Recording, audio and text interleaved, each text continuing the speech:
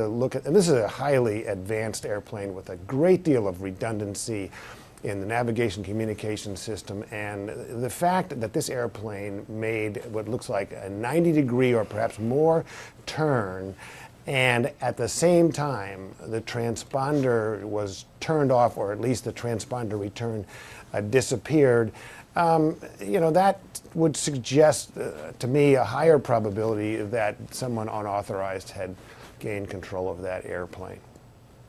And that obviously is still a matter of conjecture. There are conflicting reports from various Malaysian government officials, and that is part of the problem here. The information flow has not been great. Erroll Southers, you're with me here, you're Associate Director of the DHS National Centre for Risk. Looking at this in totality, what is your assessment of where this investigation is right now? Well, as Mr. Brennan said this morning, we cannot rule out terrorism at this point, and we will follow terrorism to ground until we know something different.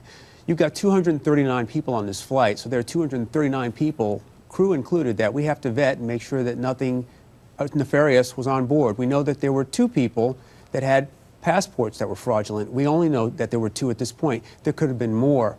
To Fran's comment about who else is on board and the relationships, that's very, very important. But what we'll do now is we'll look at that plane as the center of this investigation. We'll look at what might have happened in the cockpit. We'll look at everyone that had access to that aircraft from the point of origin, including the grounds crew, maintenance, baggage handlers, everyone that could have had access to that plane, what went on it and who went on it, in order to run this investigation forward and find out exactly